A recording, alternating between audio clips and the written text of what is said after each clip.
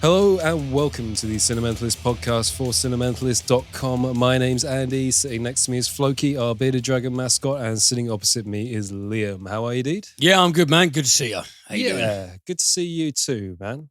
Looks like we're getting out of all this coronavirus restrictions soon, huh? I thought we already were, or is that just plan B? No, apparently at least in the UK, in a month's time or so, they're just planning on scrapping everything. Everything. Which on one hand makes me kind of excited because, hey, everything back to normal. You can go to gigs and stuff again. And the other, terrified. Well, you know, it will be back to normal for, I don't know.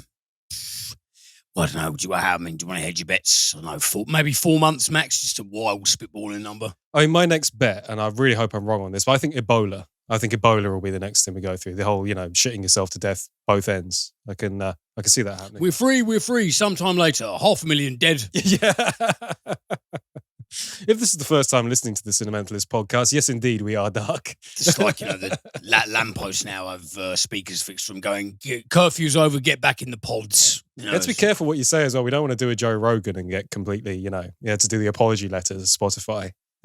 Yeah, but he's a propagandist. There's science and then there's, So. And Joe Rogan definitely falls on the... Yes, he certainly does. Yes, yeah. Well, there you go. That covers us, I think. That covers what we think of that kind of shit. No one wants to do that. I mean, we haven't, to be honest, signed a $100 million contract with Spotify either. If only. No, I know that we've touched on it before, but I just can't understand this, like independent, respected people who have got peer reviews all over the world have corroborated that it's a problem, but you still got people whose lives are so boring they have to go like, I'm a walking version of Rage Against the Machine and I'm going to pretend that this is corrupt authoritarianism, even though it's just safeguarding and being sensible. Did you see that interview he did with Bill Burr? Where Bill Burr was like, yeah, there's people like in my neighborhood walking around without masks. And Joe Rogan's like, what? You want people to be in your neighborhood walking around with masks? And then Bill Burr goes, well, yeah, don't you? He goes, nah, man. He goes, why? He goes, it's pussy shit. Oh, shut the fuck up. Bill Burr just starts riffing into him going, oh, big man. Oh, look at you with your big muscles. Well, that's the thing. That's the thing. I mean, even though, shit. That's the thing. Joe Rogan, I don't really have much against Jocko Willink, but there's that whole crew of people who are just like, I'm a fucking man and I need to be all manly, even if it makes me look like a fucking dipshit. And it's just, nah. I think Bill Burr summed it up nicely by going, what, being considerate is pussy shit? I like Bill Burr because he's straight down the line and he is a tough guy, but in a sort of respectable way. Bill Burr just cuts right through the horse shit, but he doesn't act like a fucking moron either, which is nice. Need more people like him. Watch out, Joe. We're coming for you. Anyways, we're a film podcast and we better do some film news, I think. Let's start off with this one this week. I love this, by the way. I'm really, really happy with this. Just a fantastic topic to talk about. Bruce Willis gets his own category at the Razzie Awards after 8 bad films in 2021. What, you mean, the Bruce Willis Award? Yep. Bruce Willis has been singled out in the infamous Razzie Awards with his own category of acting ineptness for the year 2021. Now in its 42nd year, the annual Golden Raspberry Awards, known as the Razzies, honours the worst in movies, handing out accolades for what are deemed to be lowlights of the Hollywood year.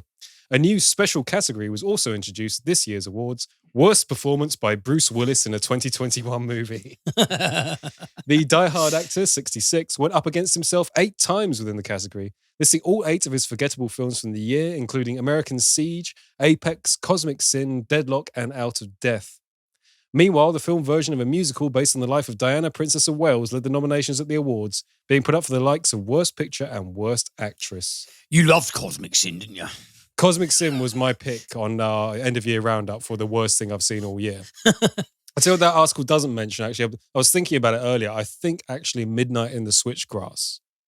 Yeah, that sounded... I still haven't seen it, but that sounded bizarre. It's a much, much better film than Cosmic Sin, just in general. Not to say it's a good film by any means possible, but it's well shot. Just comparatively better. It's got a really good opening 20 minutes, and it's very well shot, and it's atmospheric, and you can feel the heat coming off the tarmac. It's quite well done.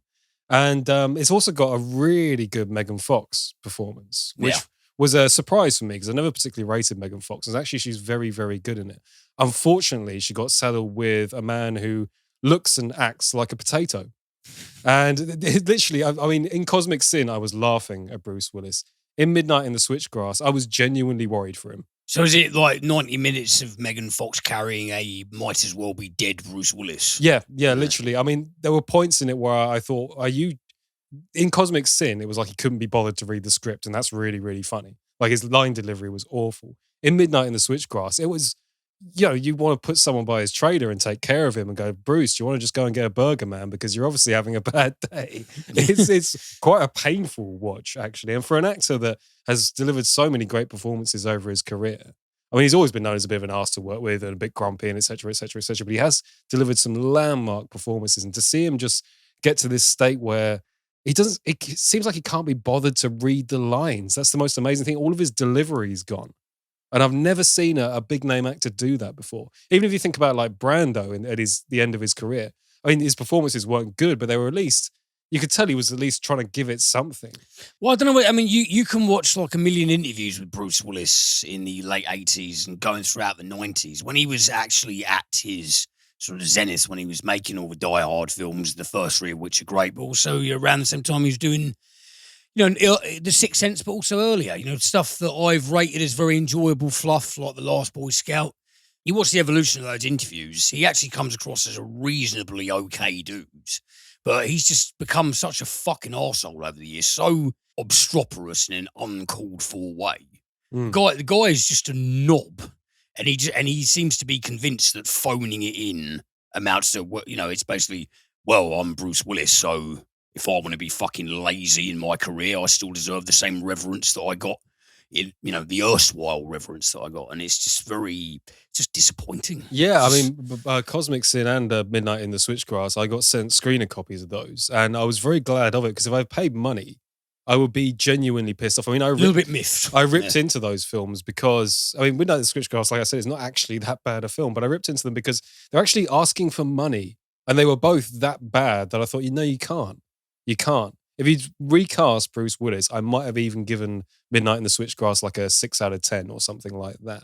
But he really drags the film. I mean, the down. amount of social media spitballing statuses, tweets that just somebody going out of intrigue. Who do you think is the laziest Hollywood star at the moment? You wouldn't believe the amount of people who just independently go Bruce Willis, Bruce Willis, because he is pumping out all of this dog shit where he makes no effort. His performances don't even resemble his iconic performances, even right down to his idiosyncrasies. He is just there going, okay, it's this really monotone delivery.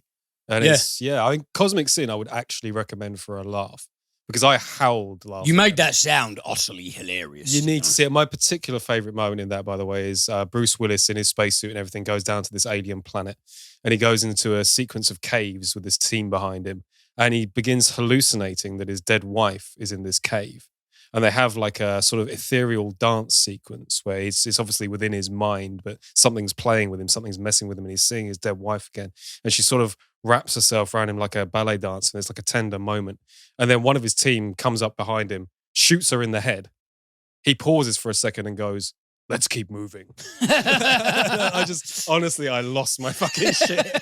It was so badly written and badly delivered. But that film is actually just bad all the way up and down, and that makes it a lot of fun. I would highly recommend it. I mean, for the love of God, don't spend too much money on it. You know what I mean? If you can get it for a couple of quid or something, it is definitely worth the ride. But that was one of the funniest things I've seen all year. Let's talk about some good stuff, actually, while we're here. Adam Driver and Penelope Cruz to join Heat director's new movie, Ferrari. Adam Driver, Penelope Cruz, and Shailene Woodley have joined Heat director Michael Mann's passion project, Ferrari. Alongside Mann directing the film, the Italian job screenwriter Kennedy Martin will be writing the script based on the 1991 book Enzo Ferrari, The Man and the Machine. The upcoming project will be produced by Mann's Moto Productions banner alongside PJ Van Sandwich, John Lesher, lots of people, too many names. Michael Mann is making a film about Enzo Ferrari. So he's going biopic status. Being played by Adam Driver. One would assume, no one's quite sure what roles everybody's going to be at this point. But I mean, Adam Driver, Penelope Cruz, I really like Penelope Cruz. I think she's quite... she's cool. I think she's quite underrated as an actress, actually. People talk about her as being like this famous beauty, but she's delivered some really good performances. I love the stuff that she's made with Almodovar or Almodovar, however you pronounce it. Old Pedro. You know, the stuff that she's made with him has been outstanding. Yeah, she's been. There seems to be sort of like a muse status between her and Pedro Almodovar, doesn't there? Definitely, yeah. But she's talented, mate. She's good. Yeah, quite looking forward to that one. This sounds interesting as well. This is an article from EmpireOnline.com. Chris Pine directing and starring in Pool Man. He's worked with some excellent directors in his time, but now Chris Pine is looking to take his own turn behind the camera, whilst also staying in front of it. He set up his directorial debut, Pool Man, which will co-star Annette Bening and Danny DeVito. Pine also co-wrote the script with Ian Gottler, and the Star Trek actor will play Darren Barronman, a hapless dreamer and would-be philosopher who spends his days looking after the pool of the Tahitian Tiki apartment block in sunny Los Angeles and crushing city council meetings with his neighbors Jack and Diane, DeVito and Benning, respectively. When Barronman uncovers the greatest water heist in LA history since Chinatown, he makes uneasy alliances with a beautiful and connected femme fatale while following every lead he can with corrupt city officials, burnt-out Hollywood types, and mysterious benefactors, all in the name of protecting his precious Los Angeles. Wow. Yeah, I don't know why. That stands out to me as like that could be a really interesting, fun film. I mean, Annette Bening and Danny DeVito, with particular emphasis on Danny DeVito, this is supposed to be just a straight drama, or? It doesn't actually say what kind of genre we're going for. I get the sense of, burnt out Hollywood stars and all that kind of stuff. It's got to have a bit of humor. DeVito is no stranger to, straight dramatic films. He obviously did The Rainmaker with Matt Damon and go. It's just, I don't know, I suppose that when I hear his name, I immediately think of something being comedic. But it doesn't actually say what era either. I don't know, from the description I got kind of like, I don't know, historic LA vibes, but at no point does it mention that it's historic. But Danny DeVito as well knows how to pick a script. He's a very talented man, Danny DeVito, and he's got an eye for talent. And him being attached to just about anything always piques my interest. And I quite like Chris Pine as well. I've never seen a Danny DeVito performance that I've been disappointed by. That literally goes for everything. He was great in everything from Matilda to Batman Returns to fucking David Mamet's Heist. He's obviously awesome in It's Always Sunny and the aforementioned Rainmaker. I agree with you that he is a very, very talented guy. And he always brings mega chops to any role, even if it's him playing quite a sinister, uncharacteristically nasty individual against type. He manages to nail it. So good casting right off the bat there, it sounds like. Yeah, just maybe Once Upon a Time in Hollywood vibes. I'm just into that kind of, LA sun, but everything's a bit twisted, corrupt officials underneath it. I think that's got some legs on it. And we'll see whether Chris Pine's a good director as well. Yeah, let's keep eyes peeled for that. I'm definitely interested. And we don't normally do this on the podcast, but I thought in this case we'd make an exception. We don't normally do like an obituary section or whatever because someone dies every week and it's a bit maudlin. But this is a big one and I thought it was worth mentioning because I didn't see that many news outlets pick it up and I thought that was a shame. This is Douglas Trumbull died this week at the age of 79. He was the visual effects maestro on 2001: A Space Odyssey, amongst many, many others. And I mean, the guy's career was absolutely huge. I mean, not only 2001: A Space Odyssey, which is one of those rare films that actually changed how films were made. Yes. And everybody credits Kubrick for that, and rightly so. But it was Douglas as well, working the die-on plates and how to do zero gravity sequences and spinning sets. He was one of the great innovators of that. He also did work on Close Encounters of the Third Kind, Blade Runner as well, The Tree of Life. Some huge visual effects movies. Star Trek the movie. He did the famous shuttle sequence and all that, which is kind of mind-blowing when that movie came out. Really, really talented guy and did some huge projects. I guarantee you've seen his work and not realized it was his work. Funny, I was reading up on him earlier. He actually turned down work on all 3 Star Wars films because he was so busy. That's how in demand he was as a visual effects guy, So ordinarily we don't point out how, not celebrity deaths, but film industry deaths and that sort of thing. But I think we should all have a moment for Douglas Trumbull, rather. Unsung hero of the industry. Yeah, absolutely. You think about it, Blade Runner especially, that changed the world of vision. He's worked on at least 3 or 4 films that actually changed the way films looked moving forward from that point. He's sort of an auteur in his own right. And we don't talk about cinematography enough sometimes. Well, no, because obviously writing is of paramount importance, but it does always need to be. It should always be mentioned about the impact of the visual scape of a piece on its entire essence as a work of art, on its emotional resonance with the viewer. Because Blade Runner, you mentioned Blade Runner, it's like incredible film full of themes about death anxiety and what or who is a human being in future dystopia, but the impact that the imagery has on that is it's absolutely inextricable, even though it's a very, very intelligent screenplay. That film as well, in particular, like it's made cyberpunk was obviously a genre beforehand. You got the William Gibson stuff, and that kind of stuff. But that aesthetic that he helped create with Ridley Scott, that aesthetic itself is aped in just about everything. It's really big. I mean, at the moment, cyberpunk stuff is really big. There was a big game release, and you see it in so many films. They want to do, as soon as you say dystopian future, it's going to be referencing Blade Runner somewhere. Is that the game with Keanu Reeves in it? Yes. That's not all I know about it. Yeah, huge release. We don't review video games, but it was rushed, essentially. It's creating that cyberpunk universe. And as soon as you say cyberpunk universe, people go, oh, like Blade Runner. And they always do look like Blade Runner as well. So that kind of influence that a visual artist and a VFX guy can have on just culture moving forward, I think is huge. And he was just a huge name within it. And I guarantee you, some of the stuff you enjoy is directly influenced by Douglas Trumbull. So I thought we'd have a moment. And so his name deserves to be propagated a lot more widely. Absolutely. And my last article this week, again for EmpireOnline.com, David Lynch to appear in Steven Spielberg's The Fabelmans. This is Steven Spielberg's biopic. Well, semi-biopic, actually, because it's about a fictional character that is essentially him. As if Steven Spielberg didn't already have enough anticipation for his semi-autobiographical new film, The Fabelmans, he's only gotten added to it by casting legendary fellow filmmaker David Lynch. The Fabelmans, which is loosely based on the director's own upbringing in Arizona, is largely a mystery in terms of its plot, but we do know it'll chronicle the young life of Sammy Fabelman, who dreams of making movies. The likes of Michelle Williams, Seth Rogen, Paul Dano, Gabriel Bateman, Jude Hirsch, and Julia Butters are all in the cast for this one. Given that production has wrapped on the film, this either means that Spielberg has gone or is going back for some more footage, or that Lynch has already shot his scenes without the media getting a whiff of his presence on set. He could also theoretically be providing a voiceover with his famously laconic tones. However he appears, The Fabelmans will be out in the States at least on the 23rd of November this year. Cool. Yeah. And not much to say on that one other than we're big fans of David Lynch, and it's interesting sometimes to see him turn up. He's a bit like Werner Herzog, I find. Occasionally he crops up in a film and you go, what are you doing here?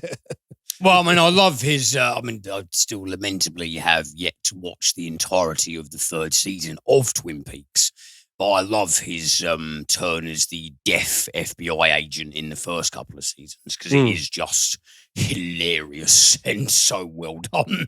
I like the idea that he could be providing a voiceover as well, and I quite like the meta element in that this film is kind of meta to begin with, in that it's semi-autobiographical and everyone's going to go in with the knowledge that it's sort of based on Spielberg's life, throwing in a huge director that he's friends with as well. I mean, I get the feeling this film is going to have a lot of jokes for film nerds like us.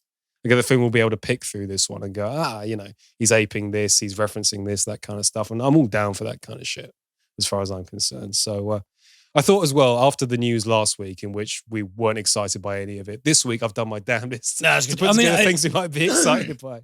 I do not mean this in a derogatory sense at all, but the thing about David Lynch, I love his work, but the guy looks like he's the leader of some sort of 1960s American blue blood death cult. He does. And he sounds like this. He's like, remember there's that interview where they're like, David, what do you think of product placement in movies? And it's just like, total fucking bullshit. That's how he's just got this very, very unique voice and unique appearance.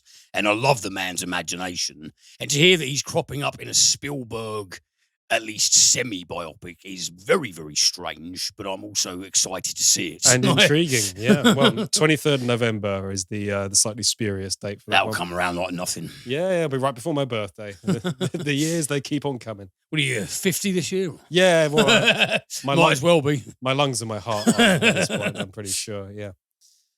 Okay, then. Well, that's the end of the news this week. Liam, a couple of film reviews for us. What do you have? Yes, sir. So, the other day, I went to see the 4th installment in the Jackass motion picture franchise, Jackass Forever. Now, I imagine that, well, I'd hazard a guess at least that most of our audience is familiar with at least what Jackass is. Not that they're necessarily fans, but the setup is fairly easy. Bunch of friends, they get together, and on camera, they perform a wide array of stunts. Some of these are just hilariously madcap and, you know, the kind of things that you would find in the sort of slapstick comedies. Something probably not massively dissimilar to what the Three Stooges would do on one of their zanier days. And then you get the stunts that are extraordinarily painful looking and life-threatening, and then it moves through stuff that is just absolutely outlandish and plain disgusting. The best description I ever heard of Jackass was that it was the MTV generation's Tom and Jerry. Yes, yeah, that's a very fair description. I think that kind of nails it, doesn't it? Yeah, it's that slapstick. I guess it first started gaining traction, 22 years ago this year to the year 2000.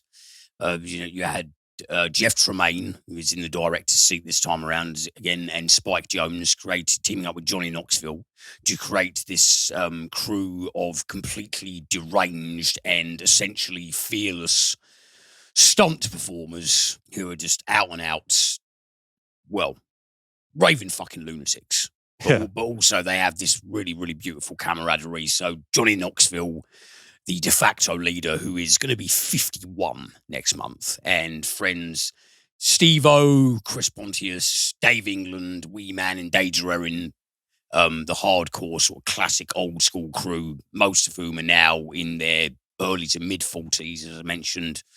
Johnny Knoxville is now at half a century. You've got that core back. Ryan Dunn obviously very tragically lost his life in 2011. Bam Margera was fired from the production.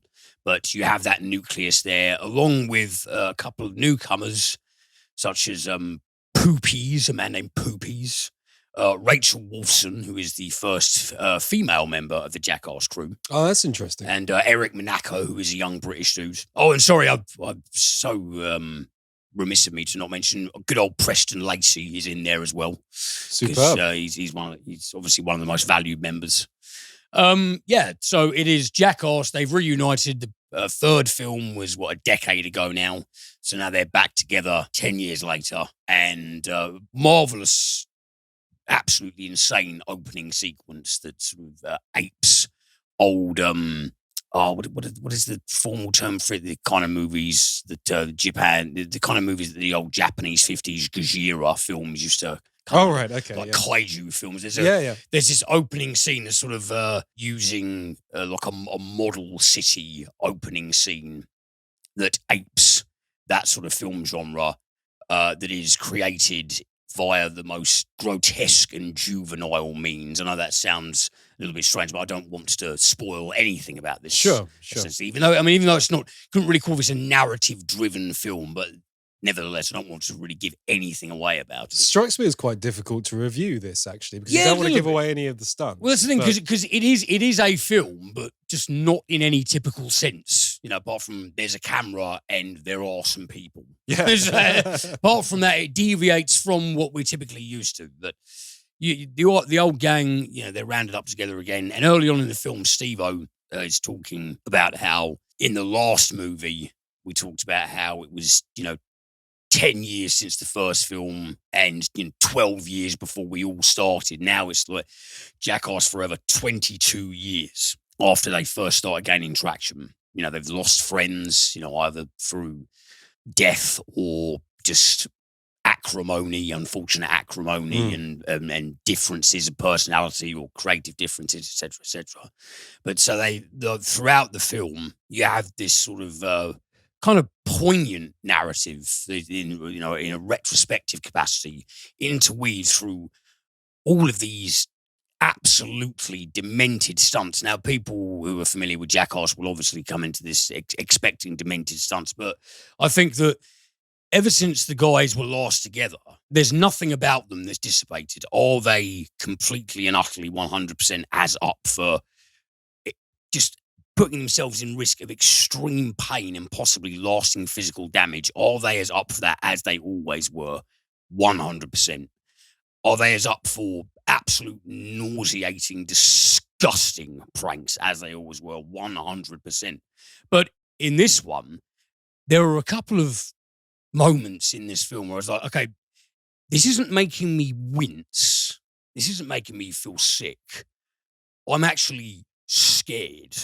Wow. The older these guys have gotten, I actually think that they've done the counterintuitive thing, whereas a lot of people would just have a little bit of an inkling that they might have slowed down a little bit. Not only have they not slowed down, elements of the movie suggest they've gotten a bit crazier. Now, whether that's because this is potentially their last ever film, unequivocally, this is it. This is their sort of parting feature length, and there's not going to be any more after this. Whether that's just to supplement that send off, I have no idea. Because intuitively you think, well, as I said, Johnny Knoxville is going to be 51 this old this year. Steve-O's like 47, 48. Wee Man Preston, they're all like 40 something. They're all getting on a little bit, maybe there are a few moments in this film where I thought, holy shit, I always know these guys were like, they're very madcap. They're very willing to get hurt, but there are a few scenes in this where these guys are actually batshit fucking insane. They really are. And the fact that there's only been one that has passed away. Yeah, that is kind of mad, isn't it? Rest in peace, Ryan Dunn. As I said, only one of them passed away is phenomenal, especially because when they juxtapose current footage with a lot of archive stuff, and you look at what these guys put themselves through in the past year or two whilst filming this, and also what they put themselves through over the past couple of decades, it really is phenomenal that, the majority of them are still breathing and, just maintaining a regular body temperature. Is absolutely flabbergasting. But the thing is, what I really liked Jackass Forever, and I really enjoyed the other film installments and the TV show as well. And I was discussing this with somebody the other day, and they hit the nail on the head. And this is something that it's when you're trying to find what is essentially the cause and effect of Jackass having such a fan base. People might immediately go, well, you just want to see the spectacle of people putting themselves through these horrendously painful, ridiculous stunts. And superficially, that is the answer, because yes, it is very entertaining, but the reason it works, there is a very, very fundamental reason that Jackass works and is the most iconic example of all. It's the reason why people still talk about Jackass, and they talk about it to a larger extent than they do Dirty Sanchez and all the other sort of crews of nutty stunt performers who would do all this kind of madcap shit. It's because the crew are, at the end of the day, they're a likable bunch of guys. Yeah. And they have a really, really solid, sincere friendship.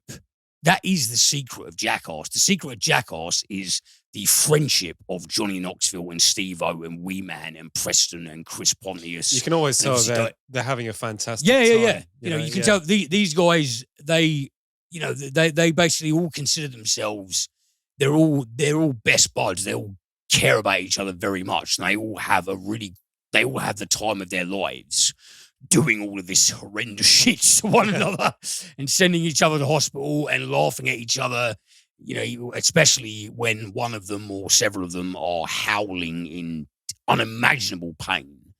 That is the foundation of Jackass. And because of that, yes, it's nauseating. Yes, it is wince-inducing. Yes, as I said, at times it's frightening. But there is this really, really bizarrely charming and sort of quite emotional impact behind this in the context of all the time that's passed and the fact that these guys are getting on a bit now. But it's absolutely, it's lost none of its power. It's still very funny. you get a really good buzz watching the way that these guys just, all the spark is still there. The way that they laugh at each other, the way that they crack both jokes that are accessible to the audience and in jokes among themselves that you still kind of like tap into a little bit. It's really, really great fun. And, you have stuff, they touchingly pay tribute to certain erstwhile people. And I had a great time.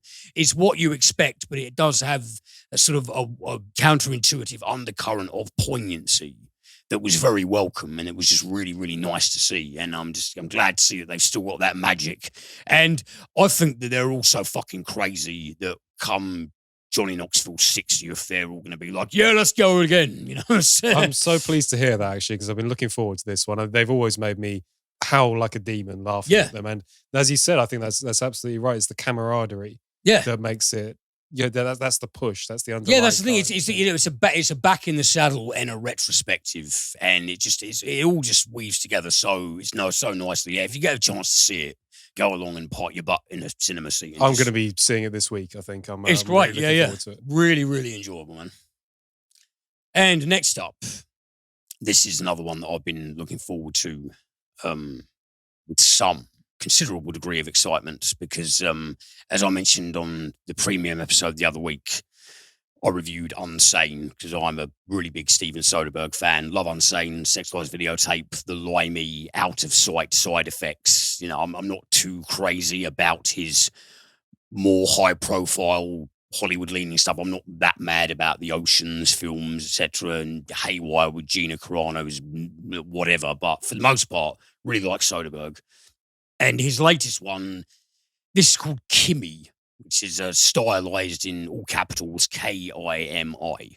And KIMI is essentially this cinematic world's variant of, Google Request or Alexa. It's like, hey, KIMI. And it's like, I'm here. It's just this little thing that lights up with a pink glow around it, around this sort of hive-looking speaker.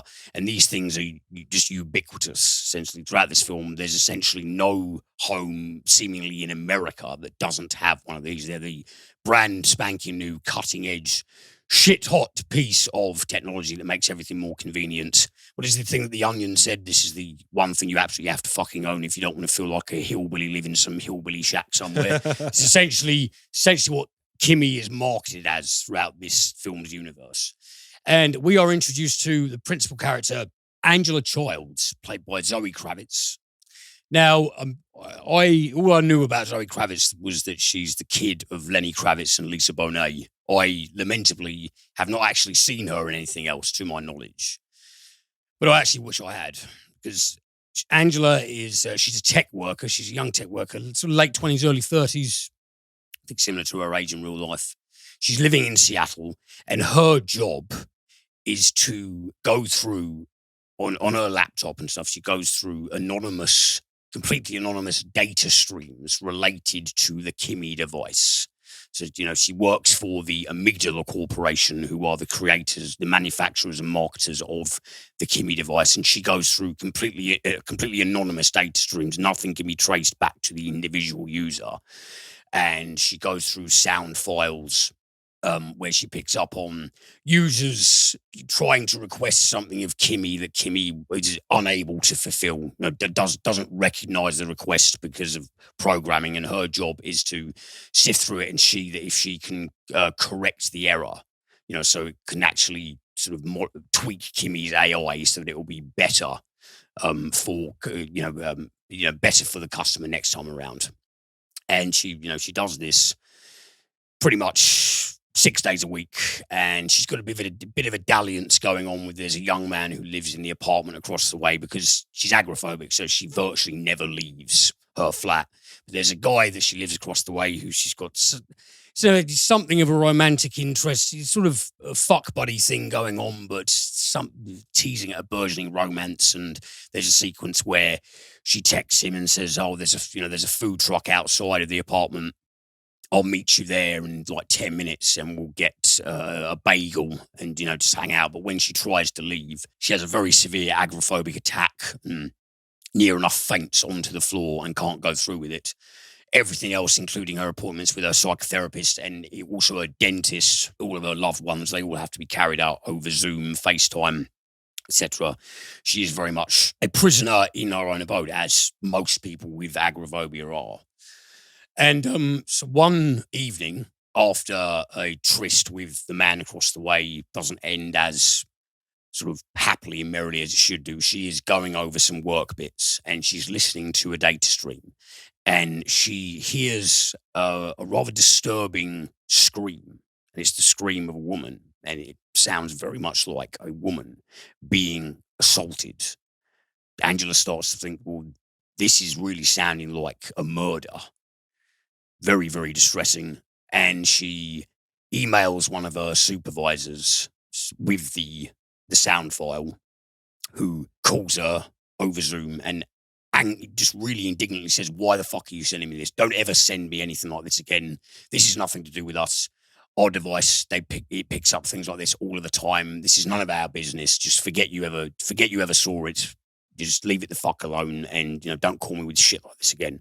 But Angela doesn't want to leave it alone because despite the fact that she's got enough on her plate at the best of times, the stress of juggling this appalling illness that she has to contend with, this shit that she heard just will not leave her mind. And the more she dwells on it, the more she becomes obsessed with finding out the origin of what sounds like an appalling crime with the help of she maintains correspondence with some friends who are hackers, and she just strives to get to the bottom of this.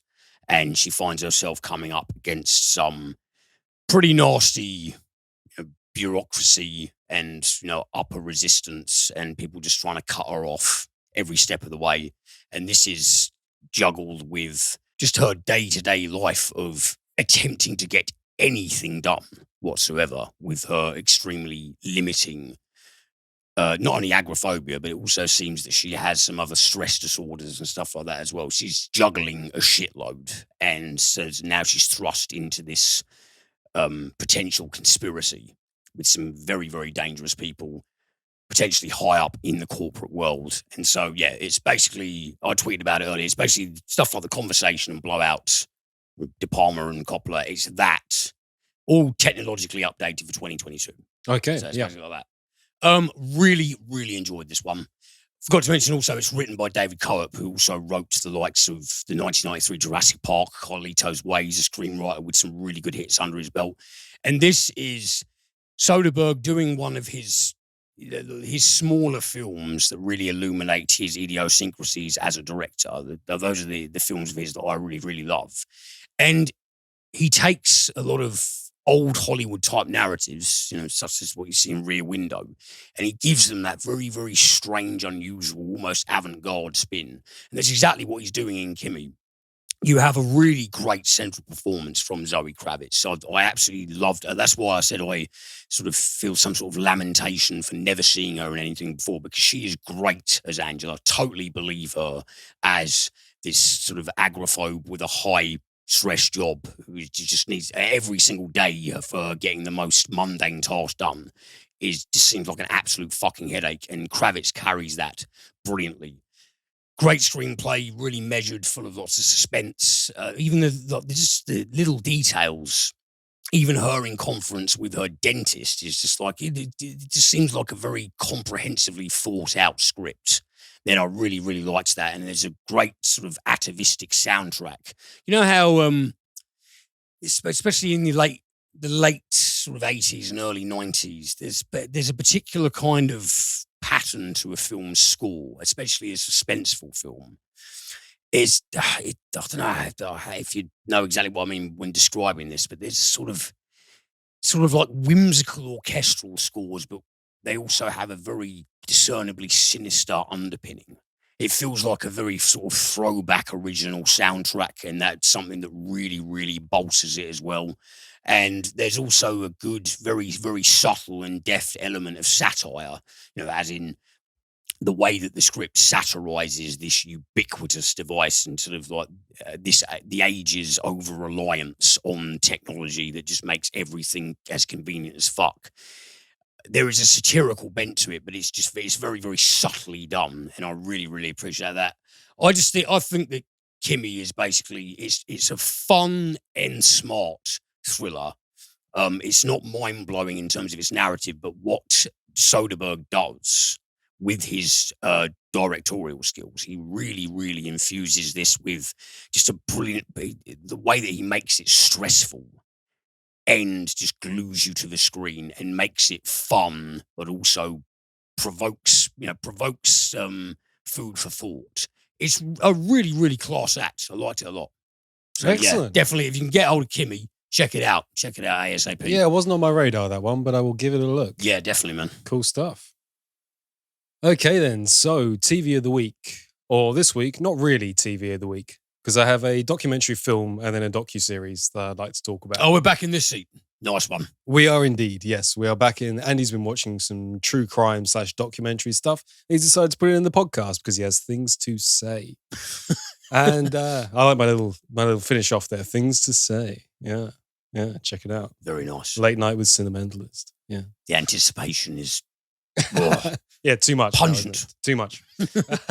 First thing I wanted to talk about this week is called The Tinder Swindler.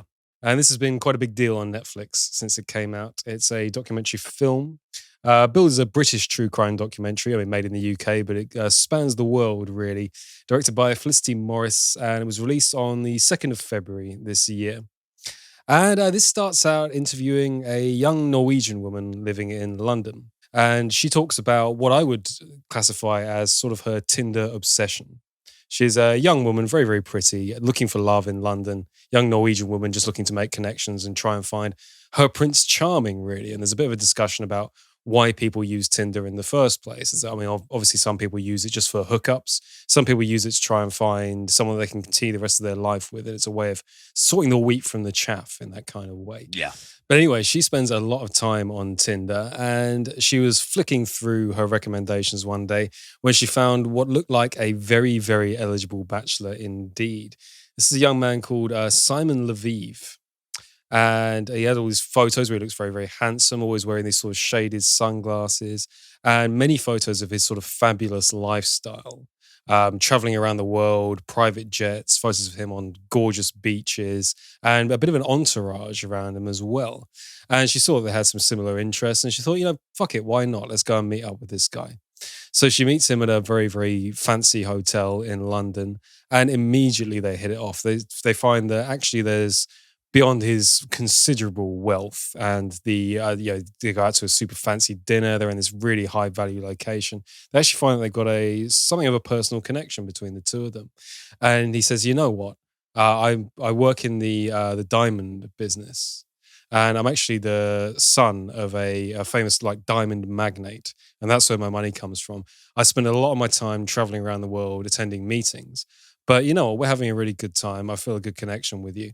Why don't you come with me for my next few meetings? We're literally going to jump on our jet and we're going to go to here, here, and here, all these locations across the world. Come with me and we'll have a great time. So she goes back to her flat. She packs up some stuff.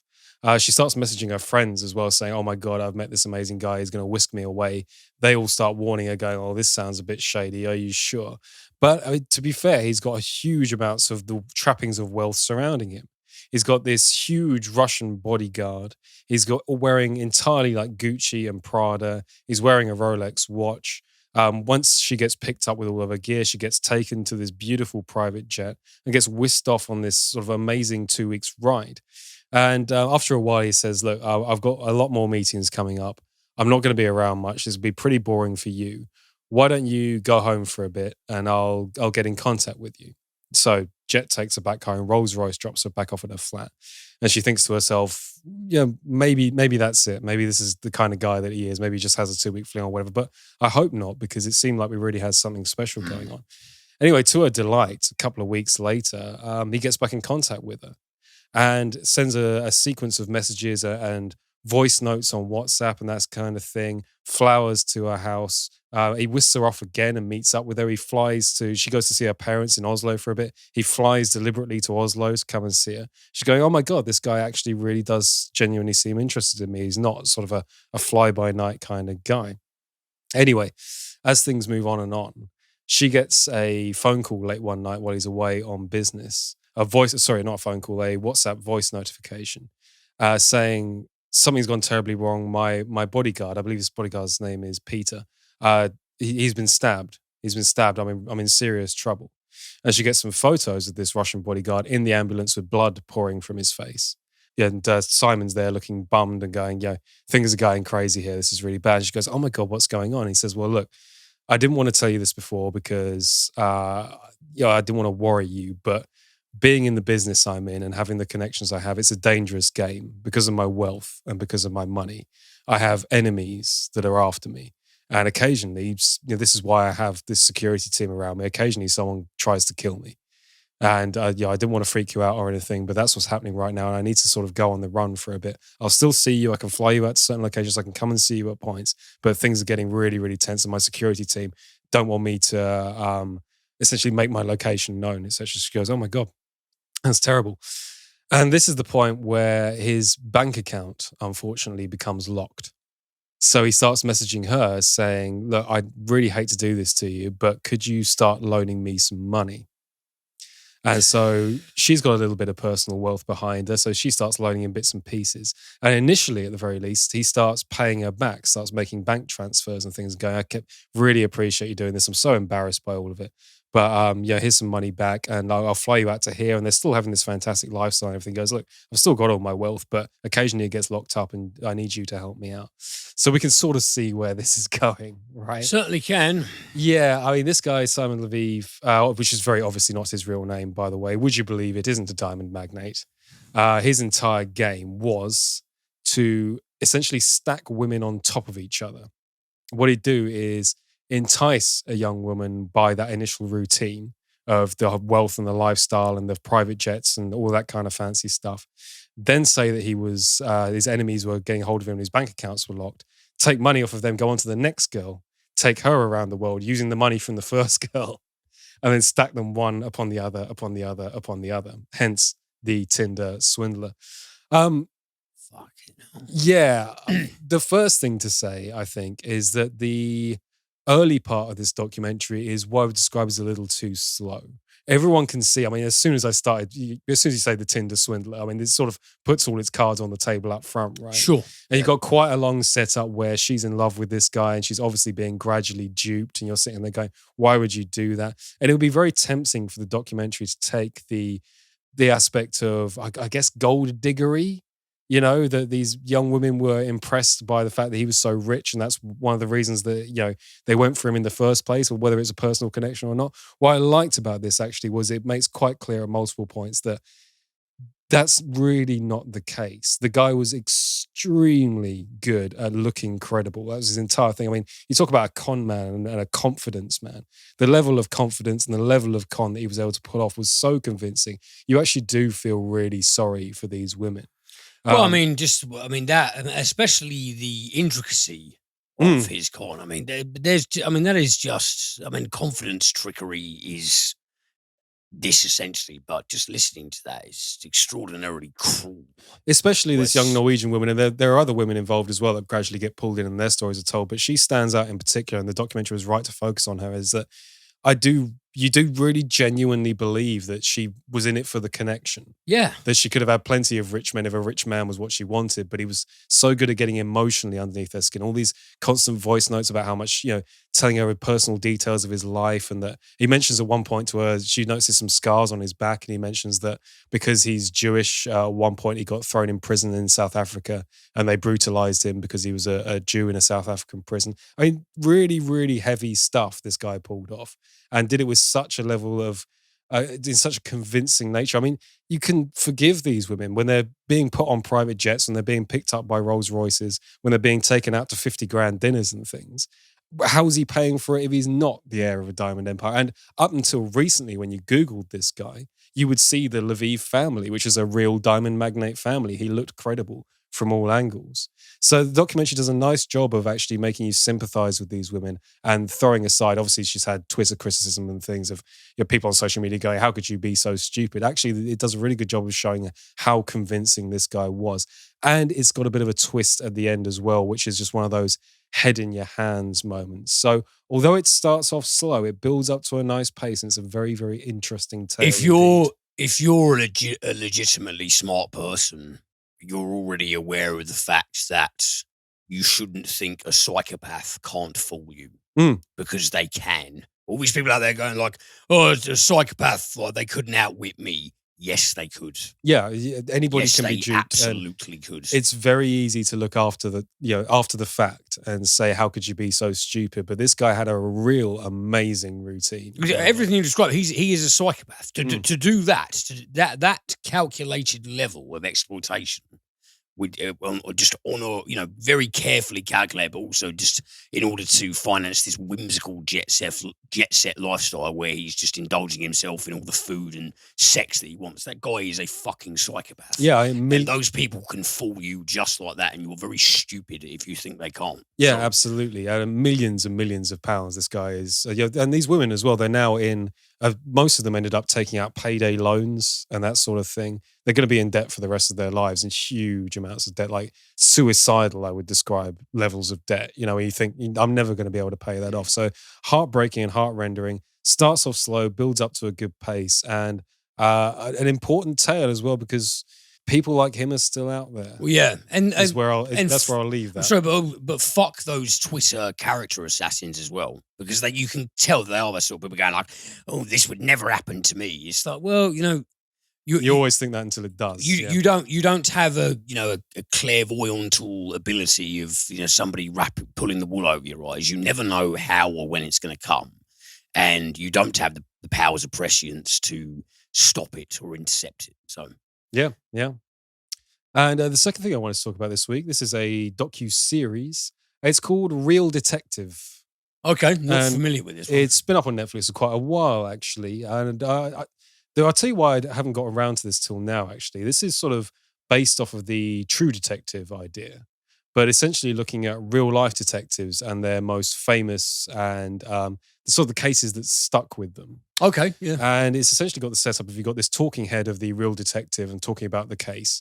And most of it is drama reenactments of the cases they went through. So you've got that kind of True Detective setup. You've got a mini film in the middle of it. You've just got the narration of the real guy talking about how it went down and how it happened. And these cases range from individual murders to tracking down serial killers to stories of child abuse. Basically, real detectives telling stories of the cases that really got to them, the cases they feel defined their career.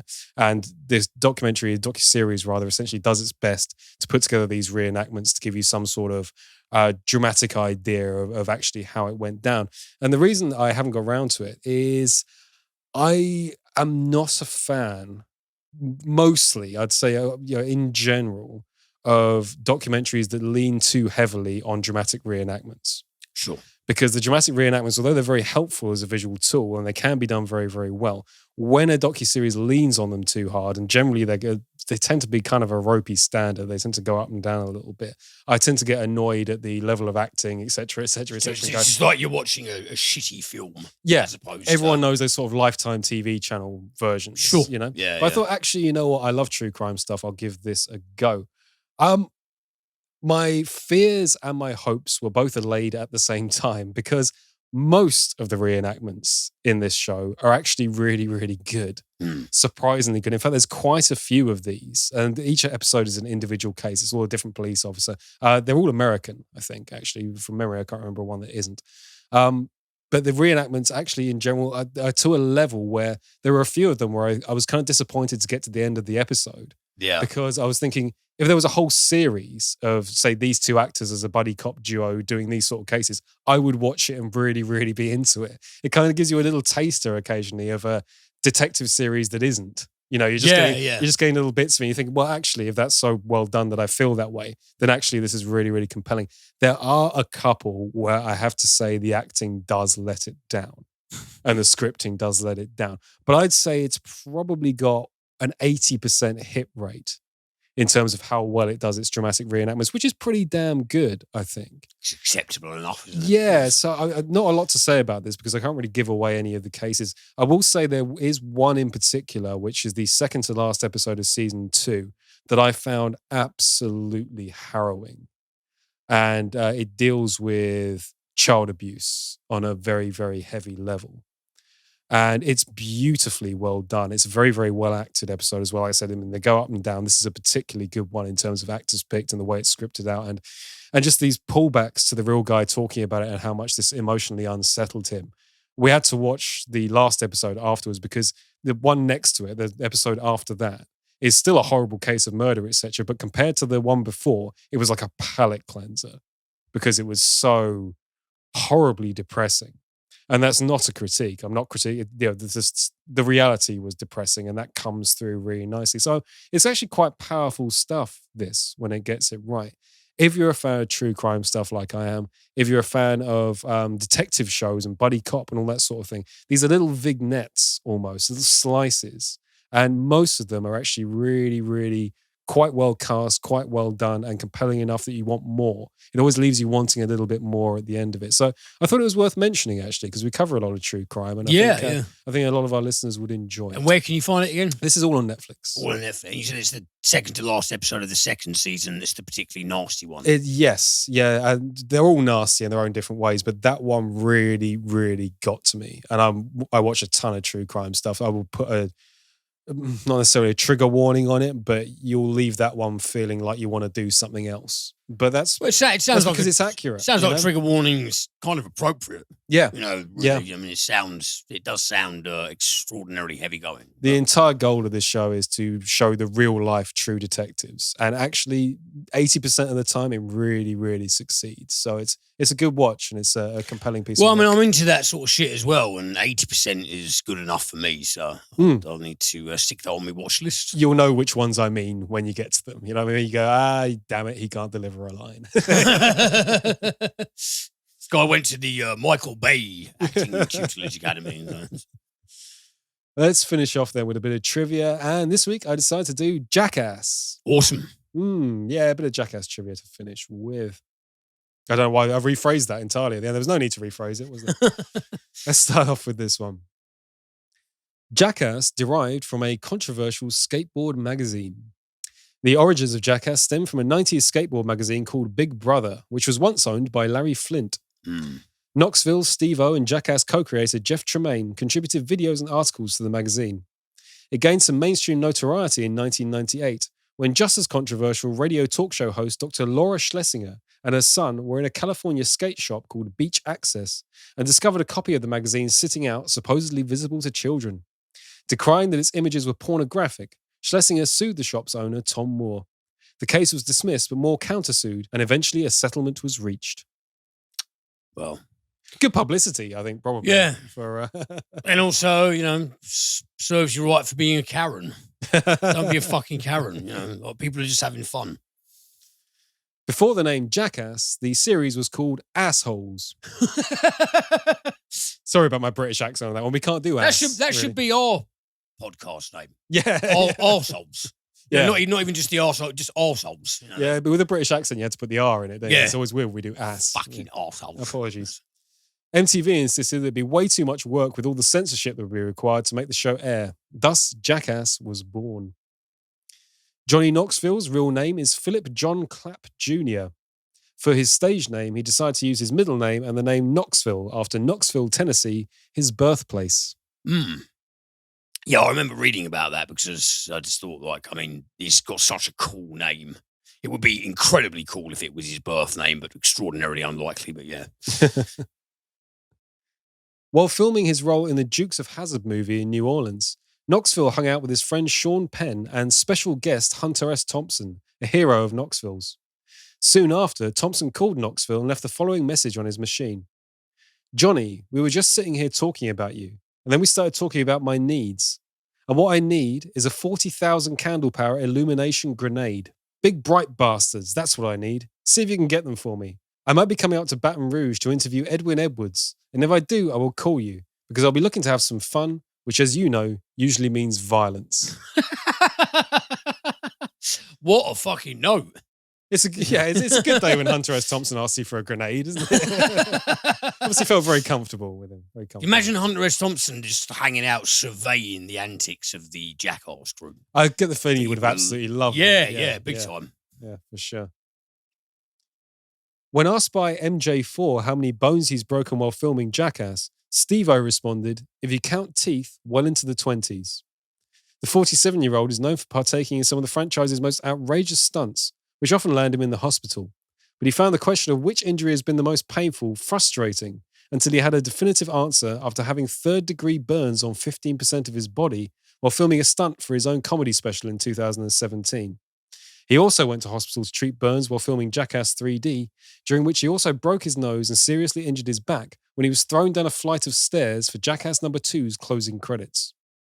During the series' 3-season run on MTV, Steve-O lost 30% of the skin on his posterior and couldn't sit for 2 weeks after falling out of a red wagon as it went down a hill.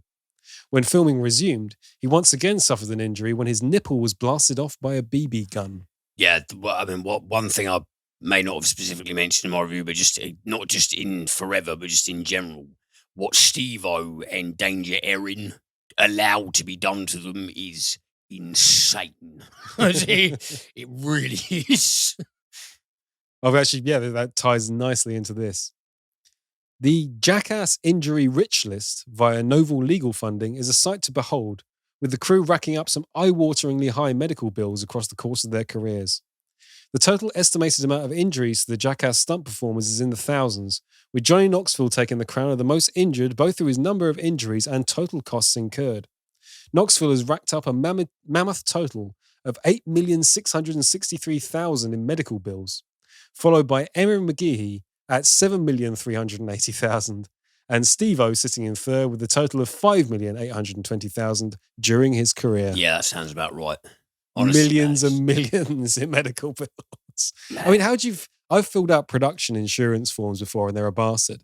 How the hell do you fill out the insurance forms on Jackass? Oh, I don't know. But it's funny. Do you know what? Speaking of this, I was reading the other day, just incidentally reading about, opturitis. You know how, like, if you're listening to a speech, for example, about itching, you can start feeling and makes itch you yourself. itch, yeah. Just remember sitting in the cinema watching the most recent Jackass. When you look at some stunts, it really, you start to feel some ever so slight localizing, and you don't have a choice but to sort of go head away over palm, because otherwise you feel like you're going to get that exact same sensation. And my last fact here. Johnny Knoxville has sustained more bludgeoning than some professional fighters in his tenure as the star of MTV's Jackass, and he has the scars to prove it, some of which are in the most tender of places. In a recent interview with Variety while promoting Jackass Forever, Knoxville spoke about one of the most painful injuries he endured in the name of entertainment, recalling the time in 2007 when he broke his penis after attempting to flip a motorcycle. "I broke my gym dog a number of years ago," he said. "That's been well documented. So much has been said about so little. The doctor said a couple of centimeters down and it would have been out of commission." The incident left Knoxville wearing a catheter for over 3 years, but he was quick to reassure readers that it is still fully functional. "I've had 2 children since then, so it's in great working order," he said, adding, "That's too much information." Having to self-catheter for 3 years. That sounds like some sort of living hell on earth, doesn't it? But these guys, they're wired differently. They're just wired completely differently. They fucking love it. They absolutely love it. Well, yeah, I absolutely cannot wait to check out Jackass Forever. I'm so pleased when you said the camaraderie comes through again, because that really is, it's the heart of the piece, isn't it? So pleased to hear that they're back on. That friendship, that group energy is just still so on form. They've basically never lost it, even though they haven't done it in a while. It's still just snap, bang, right, let's get ready to go. I love the tagline as well. Do you know what the tagline is? Oh, what's the tagline? Some people never learn. Yeah. Very, very apt. Perfect, even. Right, we're going to go and record the premium podcast then. This week, Liam has a load of extra takes. What have you got for us? Well, I am going to do a little bit of a retrospective on The Devil's Rejects, which I don't think I've ever spoken about before. It's one of my favourite films of 2005, and I just really enjoy visiting it every so often. So I'm going to talk about that, and then I've got a little bit to say about some other bits. There's an animated film in there called To Your Last Death, which I think you might be intrigued by the sound of when I get into the rundown of it. And also Ryan Gosling's directorial debut from 2014, Lost River. Oh, cool. Which yeah. is very intriguing is one word you could use for it. But there's also plenty of other descriptors as well. So, yeah, we're going to be taking a look at all that shit. And cool stuff. Yeah. And I've got a piece this week after my big rewatch of Game of Thrones. There's another big series that I've been rewatching in recent months, and that's House MD, which is a show we've never ever discussed on the podcast before. But rewatching it after all this time, I have some things to say about that. Awesome. If any of that sounds good to you, please do check out cinementalist.com for a link to our Patreon page. You can follow us on Twitter at CinementalCast. You can follow Liam at the Movies at Wacko Jacko's Flicks. And that'll do it for the free one next week. Is this? I've got a feeling this is episode 99, isn't it? Is it not? Is it not 98? I think it's 9. Well, hang on. Let me check. No. I think. No, yes, this is episode 99. This is episode 99. So next week will be our 100th free episode. We should do something special for that. We definitely need to do something episode. We don't know what it is yet, but we will. We will need to confer and plan because that is a milestone. Because I think we said we were going to do something for 50, but we didn't. Yeah, that's true. Well, we're ahead of the curve on this one. We will be doing something special. Well, I have no idea what, but we'll be brainstorming all week on that one. Indeed. Anyways, thank you so much for listening. I hope to see you on the premium podcast. If not, a big free one next week. Take it easy, guys. Thank you, guys.